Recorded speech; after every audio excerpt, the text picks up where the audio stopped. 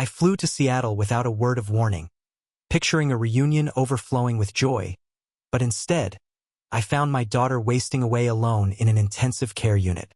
All the while, her husband was celebrating on a lavish charter boat, burning through my money on gourmet food and entertainment. Blinded by rage at his betrayal, I systematically stripped him of his financial lifeline. An hour later, his world came crashing down, and that was only the beginning of his reckoning. Before we continue, please subscribe to the channel and write in the comments what time it is where you are now. I pulled out my phone as the plane began its gentle descent into Seattle-Tacoma Airport, my fingers trembling with a nervous energy I hadn't felt in years as I typed, "Landing in 20 minutes. This is going to be the best surprise of her life." The send button felt like a tangible promise I was about to fulfill. For years, far too long, the photograph tucked inside my wallet had grown soft and frayed at the edges from constant handling. There was Clara, my daughter, laughing in her sunlit kitchen, a smudge of flour on her cheek. Lily, missing her 2 front teeth, grinned beside her, and little Leo held up a crayon drawing of a lopsided monster. I'd looked at it every single day since my wife, Eleanor, passed away, but today felt different. Today, I was finally taking action against the hollow ache that had taken up residence in my chest. Folks, we're beginning our final approach into Seattle-Tacoma International Airport. My weathered hands, the hands of a retired architect who had spent a lifetime shaping wood and stone, gripped the armrests as a familiar current of anticipation coursed through me. The last time I'd surprised anyone was for Eleanor's 60th birthday. That felt like another lifetime entirely. 5 years of suffocating grief had reshaped me into a stranger, even to my own daughter. But Clara's voice during our last call 2 months ago kept replaying in my mind. "I'm just so tired, Dad. Really, truly tired." Something in her tone, a profound weariness that went beyond raising 2 young children, had latched onto me, nagging at the corners of my consciousness. The baggage carousel hummed its monotonous tune as I waited, an island of solitude in a sea of joyful reunions. A young serviceman was swept into the arms of his family. An elderly couple held up a sign for their arriving daughter. Soon, that would be me and Clara, except she had no idea I was coming. "Queen and, please," I said, settling into the back of a pristine rideshare vehicle, showing the driver the address on my phone. "Going to see my daughter. It's a surprise." "Surprise visits are the best kind," he replied with a warm smile, skillfully merging into the notorious I-5 traffic. "My folks back in Portland, they love it when I just show up on their doorstep. Makes them feel loved." The freeway stretched ahead, a ribbon of concrete flanked by evergreen trees that stood like silent sentinels against the overcast April sky. Seattle looked exactly as I remembered from my last visit. A city of hills and water, vibrant and sprawling. A world away from the quiet Vermont town where I'd raised Clara. She had always been drawn to bigger places, brighter lights, more opportunity. Eleanor used to say our daughter inherited her adventurous spirit from me, from a time when I still believed in taking bold risks. I tried calling Clara twice during the drive, my thumb hovering over her contact before I canceled the call each time. No, it was better to see her face to face. The look of shock and delight on her face would be worth the 5-hour flight and the stiffness in my lower back. "This the place." The driver pulled up to a beautifully maintained craftsman-style house with a deep blue door and a small, manicured front garden. "Perfect." I handed him some cash, grabbed my small duffel bag, and stood on the sidewalk as he drove away. The cool, damp air felt refreshing on my skin as I walked up the stone path to the front door, mentally rehearsing what I'd say. Maybe I'd start with a joke about her old man finally mastering the art of online flight booking. Or perhaps I'd just open my arms and wait for her to run into them, the way she used to when she was a little girl with scraped knees. I reached into my bag and pulled out the small gift I'd brought, a hand-carved wooden cardinal, a bird Eleanor had adored. It was something I'd painstakingly crafted in my workshop, a small piece of home to sit on her mantelpiece, a reminder that her mother was always watching over her. My finger hovered over the doorbell, and for a moment, I just stood there, savoring the anticipation. For years of phone calls and text messages were about to become real hugs, shared meals, and stories told across a kitchen table. I pressed the button and heard a familiar chime echo inside. Then silence. I pressed the doorbell again, holding it down longer this time. The chime rang out through what sounded like a profoundly empty house, followed by that same hollow quiet. "Clara? It's Dad," I called out, knocking firmly on the doorframe. Maybe they were in the backyard, or upstairs with music playing. Children could be loud. Perhaps they simply hadn't heard me. The silence stretched, thick and unnerving. I stepped back from the porch and looked at the house properly for the first time. The rhododendron bush by the front window, usually bursting with vibrant purple flowers this time of year, was brown and withered at the edges. Dead leaves were scattered across the walkway like forgotten confetti. When had Clara stopped tending to her garden? She used to send me pictures of her prize-winning roses every spring. Walking around to the side gate, I peered through the wooden slats into the backyard. Empty patio furniture sat under a fine layer of green moss and grime. The small vegetable patch she'd been so proud of had surrendered to weeds and neglect. A child's bright red tricycle lay on its side near the back door, a single wheel spinning idly in the breeze. "Strange," I muttered to myself, returning to the front porch. The mailbox was overflowing with envelopes, junk mail, and packages, some of which had spilled onto the damp ground. I picked up a few pieces. A utility bill postmarked 3 weeks ago, advertising circulars, a large Amazon box addressed to Ethan that looked like it had been sitting in the Seattle drizzle for days. The latest postmark I could find was from over 10 days ago. My heart began to beat faster, that old architect's instinct kicking in. When a structure fails, there's always a logical reason, a flaw in the foundation. I just needed to gather more data. I cupped my hands against the living room window, pressing my face to the cool glass. It was dark inside, the curtains drawn tight.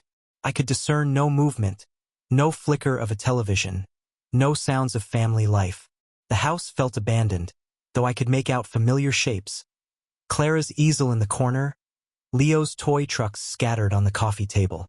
"Excuse me, are you looking for the Vances?"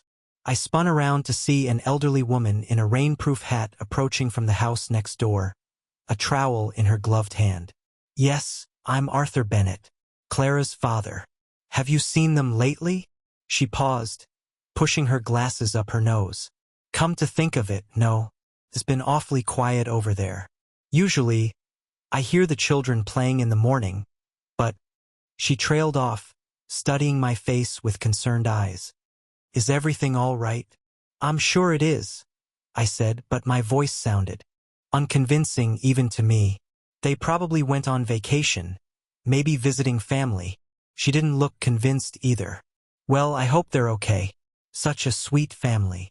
As she returned to her garden, I sat down heavily on Clara's front step, the carved cardinal still clutched in my hand. The pieces weren't fitting together. Clara would have mentioned a vacation during our last call. Ethan, her husband, was obsessed with his professional image on social media. He would have posted photos from wherever they'd gone. I pulled out my phone and scrolled through Clara's Facebook page. The last post was from 6 weeks ago, a photo of Lily's school art project. Before that, radio silence for nearly 2 months. My daughter, who used to document every family dinner and weekend hike, had gone completely quiet. The afternoon shadows grew longer as I sat there, staring at the silent, brooding house. A jogger ran past, earbuds in, completely absorbed in her own world. Somewhere down the street, a lawnmower started up, its drone normal and reassuring, and entirely at odds with the growing dread solidifying in my gut. I checked under the welcome mat, then felt around the rim of a large flower pot by the door. No hidden key. The front door handle turned uselessly in my grip. Locked, of course. "Okay, Arthur," I said aloud, trying to steady my nerves. "Don't panic. There's a logical explanation for this." But as I sat on that porch step, surrounded by signs of abandonment and neglect, I couldn't shake the feeling that my surprise visit had uncovered something far worse than an empty house. It was time to call Clara. My thumb hovered over her name for a moment before I pressed it, listening to the dial tone with a rapidly escalating sense of anxiety. One ring, two, three, straight to voicemail. Hi, you've reached Clara. Please leave a message and I'll get back to you as soon as I can. Her cheerful, recorded voice made my chest tighten painfully. I hung up and immediately dialed again. Same result. Voicemail after 4 rings. Either her phone was dead, or she was deliberately not answering. The third time, I let it ring longer, determined to leave a message if nothing else. Hello. The voice that answered wasn't Clara's. It was male, professional, and cautious. Clara? This is Dad. I'm in Seattle. I wanted to surprise you, but nobody's home and… Sir, this is Dr. Chun from Evergreen Grace Hospital. Are you a family member of Clara Vance? The world tilted on its axis. I gripped the phone tighter, my other hand pressing against the porch railing for support. What? Yes, I'm her father. Why do you have her phone? Where is she? There was a pause that seemed to last an eternity. Mr. Bennett, I'm very sorry to inform you that your daughter is currently in our intensive care unit. She's been receiving treatment for advanced cancer, and her condition has become critical. The words hit me like physical blows. Cancer. Critical. My vision blurred at the edges. That's impossible. My voice came out as a strangled rasp. I talked to her 2 months ago. She was fine. She was just tired from chasing the kids around. Sir, I understand this is shocking news. Stage 4 cancer can progress very rapidly, and patients often don't share their diagnosis with family members immediately. She's been under our care for several weeks now. Several weeks. The neglected garden, the overflowing mailbox, the silent house. It all clicked into place with horrifying clarity. Where's Ethan? Her husband? Where are my grandchildren? Another pause. I cannot comment on other family matters, Mr. Bennett. Patient confidentiality prevents me from sharing further details, but I strongly recommend you come to the hospital immediately. Your daughter has been asking for you. My hands were shaking so violently I could barely hold the phone. What's the address? I'm coming now. Evergreen Grace Hospital, 1400 Harbor Avenue. Ask for the Oncology Intensive Care Unit when you arrive. Dr. Chin. The line went dead. I stared at the phone in my trembling hands. The overcast sky suddenly felt oppressive. The cool air too heavy, too normal for a world where my daughter was dying and I hadn't known. 2 months ago, she'd said she was tired. Tired. And I'd been so wrapped up in my own grief, my own self-imposed isolation, that I'd missed every single warning sign. The wooden cardinal fell from my lap, clattering on the stone steps. Eleanor would have wanted me to protect her, to be there for her. What if I was too late? I stood up too quickly, my head spinning, and stumbled toward the street with a mechanical, single-minded focus. Taxi. I needed a taxi. The hospital address burned in my mind. 1400 Harbor Avenue, Oncology Intensive Care Unit. As I flagged down a yellow cab, one thought kept circling through my shock. How had I become the kind of father who finds out his daughter is dying from a stranger on the phone? The taxi door slammed shut with a finality that seemed to seal my old life away forever. I handed the driver the crumpled piece of paper with the hospital address, my hands still trembling from the shock. Evergreen Grace Hospital, please. As fast as you can. Traffic's heavy this time of day, sir, but I'll do my best. His eyes met mine in the rearview mirror, a flicker of concern crossing his face as he noted my distress. Emergency. My daughter. The words stuck in my throat. She's dying. The leather seat beneath me felt foreign, too smooth, too normal for someone whose world had just imploded. Through the window, Seattle's traffic moved in its usual chaotic rhythm. People heading home from work, picking up groceries, living their ordinary lives, while mine spiraled into a waking nightmare. Cancer, stage 4, critical. I pulled out that worn photograph again, studying Clara's laughing face. How had I missed the signs? That last phone call replayed on an endless loop. Just tired, Dad. Really, truly tired. The way she'd said it, like she was carrying some invisible, crushing weight. I'd attributed it to motherhood, work stress, the normal exhaustion of raising 2 young children. What kind of father was I? The taxi lurched forward in stop-and-go traffic, and memories flooded my mind, unbidden. Clara taking her first wobbly steps toward me across our old kitchen floor, her arms outstretched, absolute trust shining in her eyes.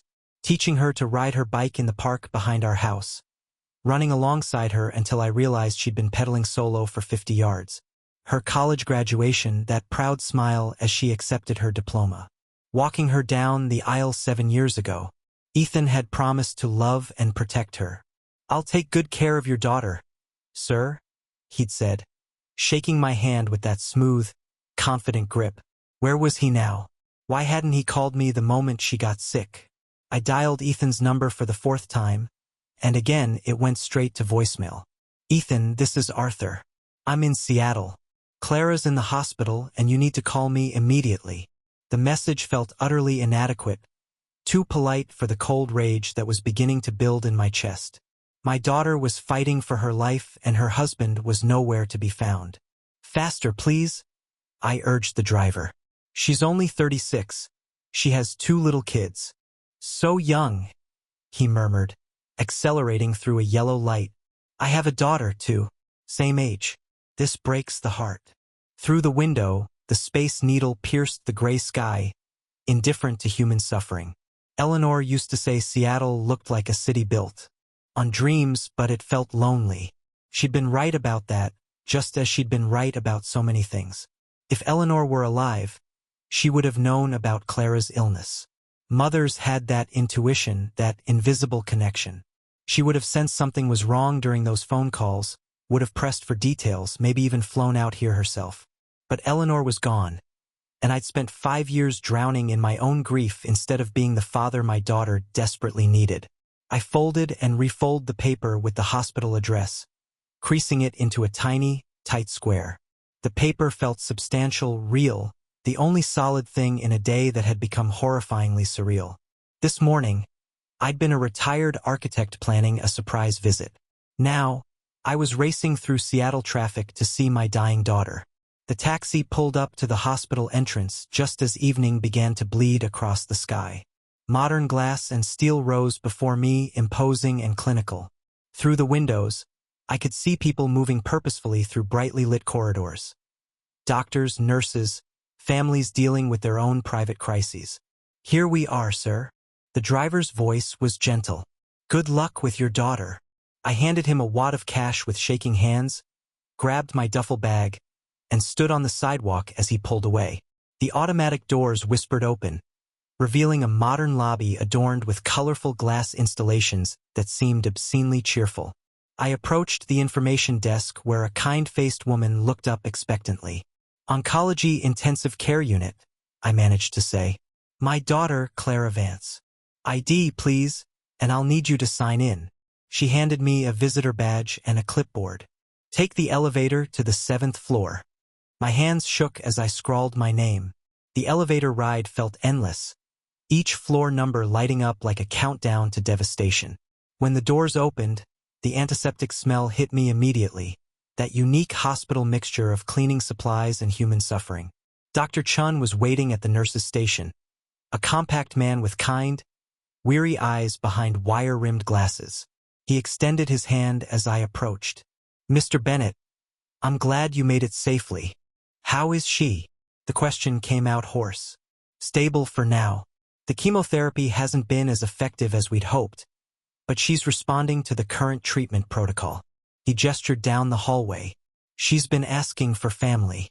She'll be relieved you're here." We walked past rooms filled with the soft beeping of machines and hushed conversations.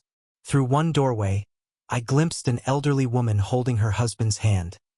Through another, a young father reading to a child with a bald head. "Room 712, Dr. Chan said softly. "I should warn you, the illness has taken a physical toll, but mentally, emotionally. She's still very much herself. Nothing could have prepared me." Clara lay propped up in the hospital bed, connected to a web of monitors that tracked her heartbeat in steady green lines.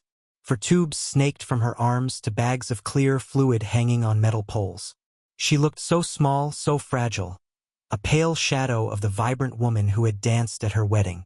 But when she saw me, her face transformed with the most beautiful, heartbreaking smile. "Daddy." The word came out as a whisper, but it hit me like a freight train. I crossed the room in 3 long strides and carefully gathered her into my arms, terrified I might break her. She felt bird-like, all sharp angles where there used to be soft curves. "Oh, sweetheart." The tears I'd been holding back since the phone call finally spilled over. "I'm here. I'm not going anywhere. I didn't want to worry you," she breathed against my shoulder. "You were still grieving Mom, and I thought I could handle it myself." I pulled back to look at her face, smoothing the thin hospital blanket around her shoulders, the same way I used to tuck her in when monsters lived under her bed. "Why didn't you tell me? We could have fought this together." Her eyes filled with tears. "The doctors said 6 months, maybe 8 with treatment. I kept thinking I'd get better, that I'd call you when I was in remission, when I had good news to share. 8 months, maybe less now." I settled into the chair beside her bed, taking her hand in both of mine. Her fingers were ice cold despite the warm room. "Where's Ethan?" I tried to keep my voice neutral, but she must have heard the steel beneath it because her expression shifted. He said he had an important corporate retreat this week." She looked away toward the window. "Said he'd be back before the weekend." "When did you last see him?" 3 days ago." The words came out small, laced with shame. "He's been distant since the diagnosis. I think it scares him." "Scares him?" "My daughter was dying and her husband was scared." "Has he been taking care of you? Helping with the kids?" "Our neighbor, Mrs. Gable, watches them during the day. Ethan handles the practical stuff." But the way she said it, like she was trying to convince herself, told me everything I needed to know. I spent the next hour just being present, holding her hand while she drifted in and out of a medicated sleep. Each time she woke, her eyes found mine immediately, as if making sure I was still real. As evening deepened outside the window, she finally fell into a deeper sleep, her breathing steady and peaceful. I gently released her hand and moved to the window, looking out over the city lights beginning to twinkle like fallen stars. Time to try Ethan again. I pulled out my phone, his contact glowing on the screen. This time, I'd make him answer, make him explain where he'd been while his wife fought for her life. First call, 1 ring, then voicemail. He was definitely screening my calls. I typed a text message. "Your wife is in the ICU. Call me immediately." 5 minutes passed. Nothing. A second attempt from my phone yielded the same result. But then I noticed Clara's phone on the bedside table, plugged into the wall charger. Maybe if the call came from her number. I glanced back at her sleeping form, then carefully picked up her phone. Ethan's contact appeared in her recent calls, but the last incoming call from him was from 2 days ago. 2 days since he'd bothered to check on his dying wife. Third call attempt using Clara's phone. Straight to voicemail again. Frustrated, I nearly set the phone down when the screen lit up with a notification. Instagram. The app was still open, logged in as Clara. At the top of the feed, a friend of Ethan's had just posted a new story and tagged him in it. A red circle indicated new content. I tapped it without thinking. The first image made my blood freeze. A gleaming charter boat on the water, the Seattle skyline in the background. Champagne glasses catching the fading sunlight. Someone's manicured hand holding a flute in a toast. The timestamp read, 2 hours ago. I swiped to the next story. Ethan's face filled the screen, grinning broadly, his arm around another man I didn't recognize. Both wore expensive sunglasses and looked like they'd stepped out of a magazine ad. Behind them, the waters of Puget Sound stretched to the horizon. The caption read, "Closing deals and living the dream with the best crew. Hashtag corporate retreat, hashtag work hard, play hard." While I was learning my daughter had cancer, my vision blurred with rage, but I forced myself to continue documenting. Screenshot after screenshot, each image a dagger twisted deeper. Ethan lounging on pristine white cushions. Ethan raising another champagne glass as the sunset painted the sky orange and purple. The final story was a short video of him addressing the camera directly. Nothing like a few days away from the noise to clear your head. You know, Sometimes you just gotta live a little, away from the noise. His wife was connected to machines in a sterile room, and he was talking about getting away from the noise. I checked the location tags. Lake Union, less than an hour from this very hospital. My hands shook as I typed another message, this time from my own phone. I see you're having fun. Your wife is dying. Call me. Then another, I have screenshots. We need to talk. Still no response. I paced the small room quietly, trying not to wake Clara, my mind racing through the implications. That boat rental had to cost thousands per day. Ethan was a tech consultant. Successful, but not charter a yacht for fun successful. Where was the money coming from? Looking back at Clara's peaceful face, I whispered a promise I should have made months ago. I won't let him hurt you anymore, sweetheart. Daddy's here now, and I'm going to fix this.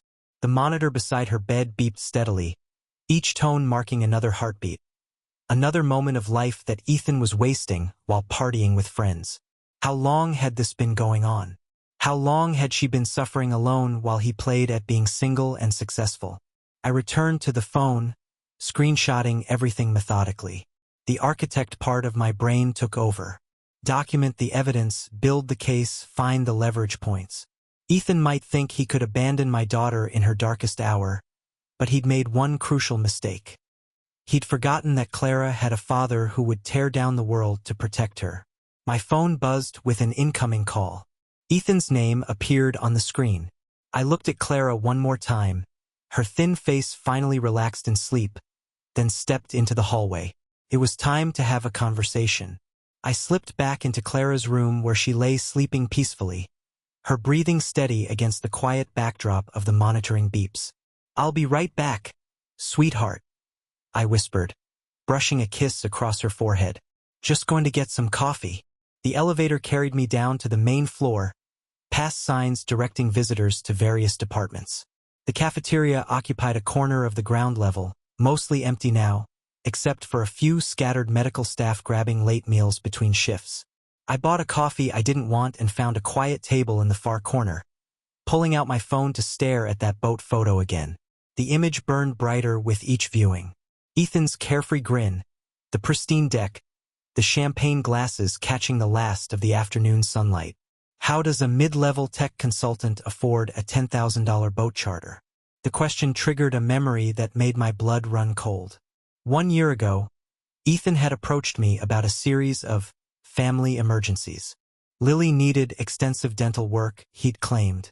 The house required urgent repairs. Could I help them out temporarily by giving him access to my secondary savings account?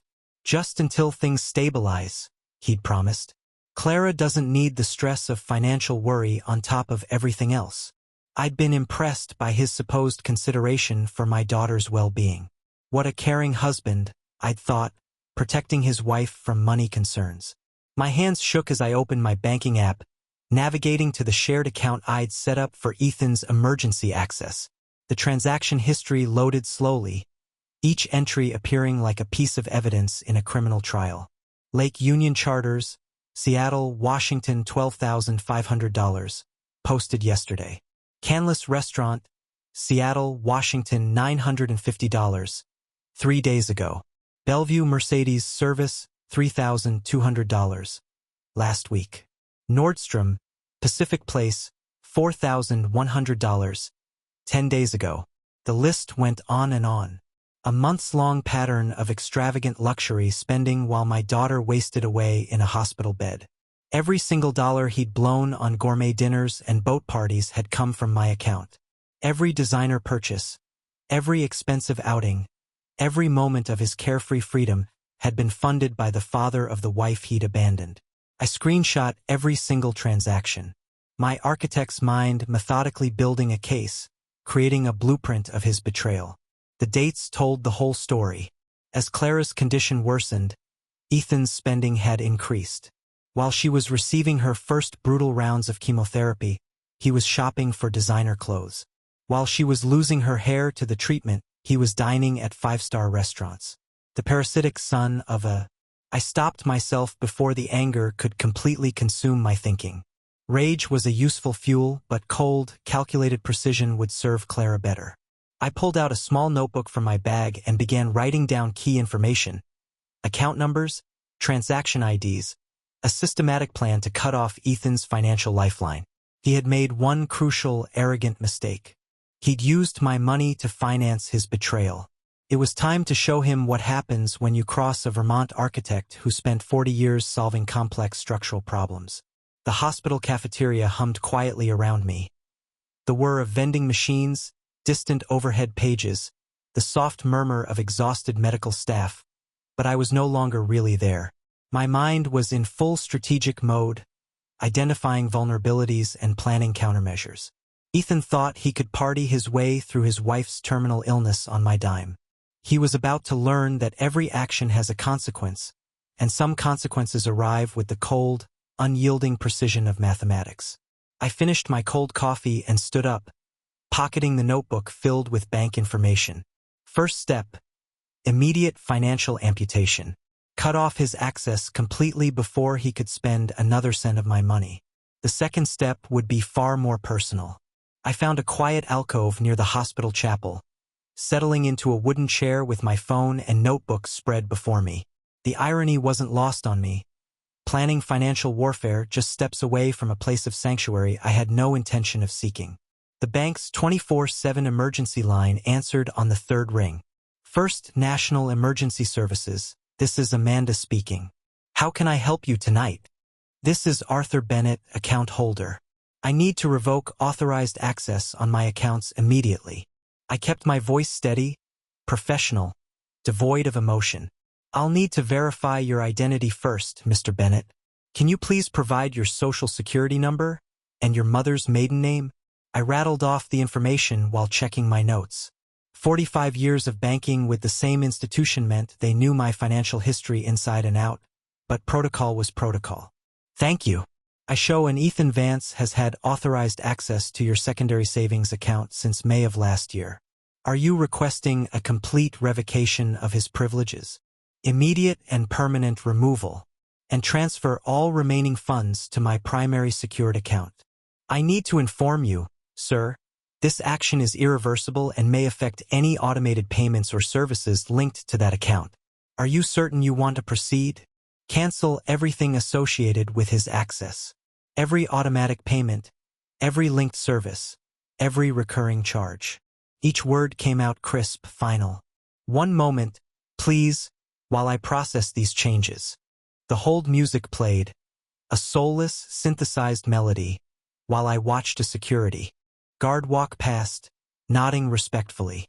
A normal hospital evening routine, continuing unabated while I systematically dismantled Ethan's financial foundation. Mr. Bennett, I've revoked Mr. Vance's access to the savings account and initiated the transfer of the remaining funds. That's $132,000 moving to your primary account.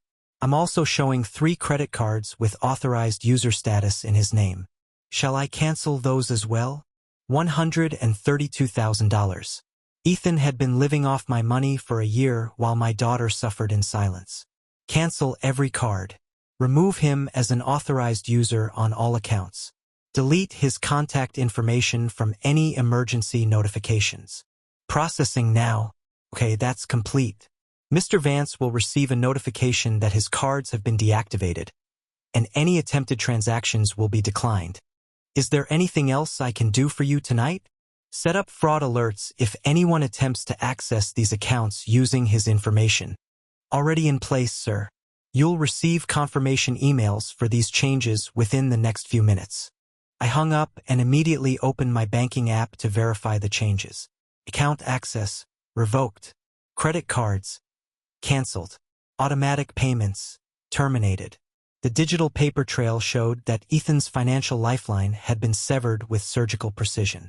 My phone buzzed with the first confirmation email, then another and another. Each notification felt like a small measure of justice delivered in electronic format. Let's see how long the boat party lasts when his credit cards start getting declined.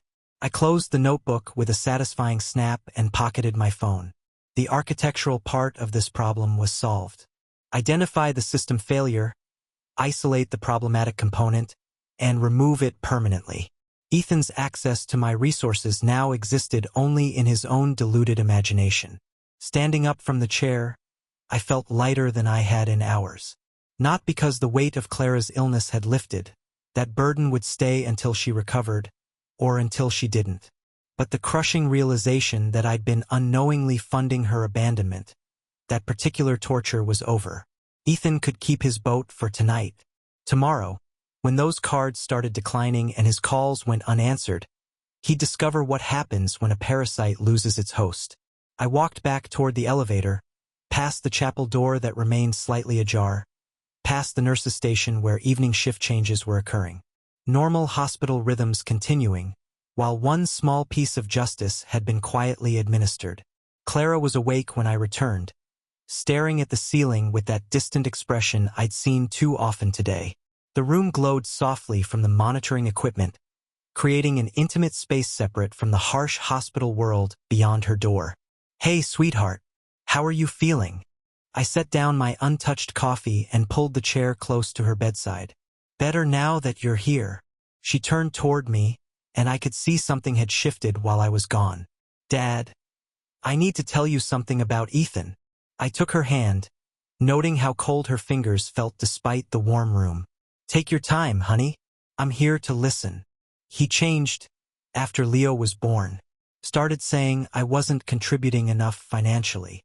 The words came out slowly, like she was testing each one for safety. The freelance design work got harder when Leo was colicky, and Ethan said I was a burden. My free hand clenched into a fist under the hospital blanket, but I kept my voice gentle. "A burden? You were raising 2 children." He said the medical bills were ruining his future plans, that he'd married a partner, not a patient. She looked away, shame coloring her cheeks. When the cancer diagnosis came, he just shut down, started staying out later, making excuses about work meetings. What kind of man abandons his sick wife? I couldn't keep all the anger out of my voice. I kept thinking if I got better quickly, if I didn't complain about the treatment, maybe he'd come back to us. Be the father Lily and Leo deserve. Tears started sliding down her cheeks. "But he's not coming back, is he, Dad?" I smoothed her hair back from her forehead, the same way I used to when she was 7 and afraid of thunderstorms. "Sweetheart, you are perfect exactly as you are. Any man who can't see that doesn't deserve you. I feel so stupid for defending him to you all these years, making excuses for why he never called you back, why he was always too busy for family visits." She squeezed my hand with what little strength she had. "You were right about him from the beginning, weren't you?" I'd never said a negative word about Ethan to her face. But fathers see things that wives sometimes choose not to notice. "I was wrong about one thing. I thought he at least loved you, even if I didn't like him. I never imagined he'd leave you to fight this alone. The worst part is telling Lily why Daddy isn't here anymore. She keeps asking when he's coming home." Clara's voice broke completely. "How do you explain to a 6-year-old that her father chose his comfort over her mother's life?" A nurse entered quietly to check her vitals, giving us a moment's pause. When she left, I leaned closer to Clara. "You don't have to worry about any of that anymore. You focus on getting better. I'll handle everything else." "Dad, I can't ask you to." "You're not asking. I'm telling you. Your only job is healing. Leave Ethan. Leave the finances. Leave everything else to me." I kissed her forehead. "You will never have to deal with his selfishness again." Exhaustion was overtaking her again, the emotional release draining what little energy she had left. Her eyelids grew heavy as she fought to stay present. "Promise me something," she whispered. "Anything. Don't let anger at Ethan consume you. I need my dad, not another angry man in my life." I covered her with the blanket as her breathing deepened towards sleep. "I promise, sweetheart. Rest now." But as I watched her drift off, I knew it was a promise I might not be able to keep. The man who'd sworn to love and protect my daughter had stolen her money, abandoned her in her time of greatest crisis, and broken our grandchildren's hearts. Some acts demand more than forgiveness. They demand consequences. My phone buzzed with a text from an unknown number. The phone buzzed insistently in my hand, the unknown number glowing on the screen. Seattle area code. I glanced at Clara, peaceful in her sleep, then stood quietly and moved toward the window overlooking the glittering city. Hello. My voice was ice. Arthur? What the hell did you do? My cards were just declined in front of everyone. Ethan's voice cracked with a mixture of panic and humiliation. Fix this. Immediately. Where are you right now, Ethan? I ignored his demand completely. That's not your business. Listen, old man, you need to restore my access right now or... My daughter is dying in a hospital bed. Each word dropped like a stone into still water. And you're partying on a boat with my money. A beat of stunned silence. Then sputtering. How did you? That's not... This is business networking. Through the phone. I could hear it all. Party music, loud laughter, waves lapping against the hull. The soundtrack of a man whose wife was fighting for her life while he lived it up on someone else's dime. $12,500 for a boat charter, Ethan. My $12,500. I kept my voice low, keenly aware of Clara, stirring behind me, while your wife was in intensive care. You can't just cut me off. I have rights. I'm her husband. You were her husband. Past tense. I turned to see Clara's eyes were open, watching me with a look of dawning understanding. You made your choice when you chose champagne over chemotherapy appointments. Listen, you don't understand the pressure I've been under. The pressure. My voice hardened. What pressure, Ethan? The pressure of having unlimited access to my bank account while you abandoned your family. His voice shifted then, becoming cold and calculating. You restore my access or I file for divorce and take the kids. I'll make sure Clara loses everything in court. That was his mistake. The moment he threatened my grandchildren. Ethan? I said quietly, and something in my tone, some cold, final authority, made even him pause. You just made the biggest mistake of your pathetic life. Behind me, I heard Clara's sharp intake of breath. She was fully awake now, listening to every word, finally hearing her husband's true voice. Selfish, threatening, and utterly without remorse. I know exactly where you are, I continued. I know exactly what you've been doing. I know exactly how much of my money you've been spending while my daughter fights for her life. And now, I know exactly what kind of man threatens to steal children from their dying mother. You can't do this to me. I have a reputation to maintain. People are watching. Yes, they are watching. They're watching you get your credit cards declined because you're a parasite who can't pay his own bills. Ethan's voice cracked. Arthur, wait. Let's just discuss this reasonably. I made some mistakes, but we can work this out. I'll come to the hospital right now. We can? I looked at Clara, and I saw tears streaming down her face. Not tears of sadness, but tears of relief. Finally understanding who she had married. Finally seeing her father protect her the way a real man protects his family. No, Ethan, I said softly. We can't work this out. The silence stretched between us, Ethan's panicked breathing audible over the connection. In the background, I could hear his world crashing down. The boat's engines sputtering to a stop, voices arguing about payment, the party atmosphere dissolving into chaos. Arthur? Are you there? Please, I can explain everything. I turned from the window and walked to Clara's bedside, taking her hand while keeping the phone pressed to my ear. Her fingers intertwined with mine, squeezing tight in support. Ethan, you chose a boat over your dying wife. You chose parties over your children. You chose my money over your family's future. My voice dropped to barely above a whisper, but each word cut like a blade. You made your choice. Now live with the consequences. I can change. I'll be different.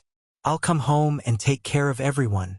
If you ever approach my daughter or my grandchildren again, I will destroy you completely. Clara's grip tightened, her eyes wide as she finally heard the protective father she'd needed all along. Financially, legally, socially, I will make sure everyone in this city knows exactly what you are. You can't do this. I have rights. I'm her husband. You abandoned your sick wife for a boat party. You stole money from her father to fund your selfish lifestyle. You threatened to take children away from their dying mother. I paused, letting each fact sink in. What court in this country do you think will side with you? His voice broke completely. I have nowhere to go. My friends, they won't even look at me after the card thing. The charter company is threatening to call the police. I made mistakes, but everyone deserves a second chance. You had your second chance every single day for the past 6 months. Every day you chose not to be here. Every day you chose not to hold her hand during treatment. Every day you chose parties over your family. Clara was crying now, but they were tears of liberation. 7 years of making excuses for Ethan's behavior, and now she was hearing her father speak the truth. She had been too afraid to voice herself. Please, Arthur, I'm begging you. Just give me enough to get a hotel, and we can... No. The word hung in the air like a final judgment. You're done, Ethan. Done with my money. Done with my family. Done hurting the people I love. But I don't have anywhere to... I hung up and immediately blocked his number. The action felt as final as slamming a door shut and bolting it. Then I sat beside Clara's bed and pulled her hand to my lips, kissing her knuckles the way I used to when she was small and scared. Thank you, Daddy, she whispered, her voice thick with emotion. You never have to thank me for protecting you, sweetheart. That's what fathers do. She squeezed my hand tighter. I was so afraid to leave him, afraid of being alone with the kids, afraid of admitting I'd made such a terrible mistake. You're not alone. You'll never be alone again. I smoothed her hair back from her forehead. And it wasn't your mistake. It was his. Every selfish choice, every cruel word, every moment he chose himself over his family. That's on him, not you. For the first time since I'd arrived in Seattle, Clara smiled. A real smile, full of hope instead of fear. Get some rest, I said softly. Tomorrow we start planning your future. A future where nobody gets to hurt you ever again. She closed her eyes, her breathing already deeper and more peaceful than I'd seen it all day. The monitoring equipment beeped steadily beside us, counting heartbeats, counting moments, counting the beginning of a new life. Outside the window, Seattle sparkled in the night, indifferent to one small family's victory over cruelty. But inside room 712, justice had been served, and healing could finally begin. 1 year later, in the spring of 2025, sunshine streamed through the kitchen window of our old house in Vermont, painting golden squares across the well-worn hardwood floor where Lily's art supplies lay scattered in organized chaos. The sound of children's laughter drifted in from the backyard, mixing with the steady rhythm of Clara chopping vegetables for lunch. I paused in the doorway, watching my daughter move with an energy and grace that had returned month by month. Her hair had grown back, thick and wavy, framing a face that glowed with health and genuine happiness. The haunted look was gone, replaced by the confident, resilient woman I'd raised, the one who'd been buried under years of Ethan's manipulation. Dad, you're lurking again? She said without turning around, that familiar teasing tone in her voice that told me everything I needed to know about her recovery. Just appreciating the view, sweetheart. Still can't believe you're really here. Through the window, I could see Leo showing Lily how to properly plant a tomato seedling, their grandfather's gardening techniques passed down with patient precision. At 7 and 5 now, they'd adapted to their new life with the incredible resilience that children possess when they are finally truly safe. The divorce had been swift and brutal. Ethan's threats about custody had evaporated the moment his lawyer heard the recorded phone calls and saw the bank statements. A man who'd abandoned his terminally ill wife while spending her father's money on boat parties wasn't exactly a sympathetic figure to family court judges. Grandpa, Lily's voice carried through the screen door. Come see my flower. It has a bud. In a minute, honey. I called back, then turned to Clara. How are you feeling today? Really feeling? She set down her knife and faced me fully, and I saw in her eyes what Dr. Chen's tests had confirmed 3 months ago. Complete remission. I feel like myself again. Maybe better than myself. Stronger. The oven timer chimed, and she pulled a pan of maple cornbread from the oven, Eleanor's recipe, the one I'd taught her years ago. Some traditions were worth preserving. Remember what you used to tell me when I was little and scared of thunderstorms? She asked, setting the hot pan on a cooling rack. That storms pass, but family foundations last forever. You were right. She hugged me tight. The way she used to before marriage and illness and fear had created a chasm between us. About the storms, about family, about Ethan. I'd never once said, "I told you so" about her ex-husband, and I never would. Clara had suffered enough without adding the weight of shame to her burdens. The restraining order spoke louder than any words I might have offered anyway. "Dad, Leo ate a worm." Lily burst through the screen door, her face a mask of horrified delight. Behind her, Leo grinned, a smudge of dirt on his cheek.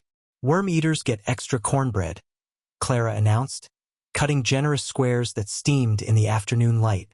Later, as evening painted the Vermont sky in shades of orange and pink, the four of us sat on the front porch swing, the one that had been Eleanor's favorite feature of our old house, salvaged and rebuilt here where it belonged. Lily dozed against my shoulder while Leo peppered me with questions about the stars beginning to appear overhead. "Will you tell us the story about how you saved Mom again?" Lily mumbled sleepily. I smiled, pulling her closer. "Sweetheart, your mom saved herself. I just helped clear away the obstacles. Like the bad man who went away." "Yes," I said softly.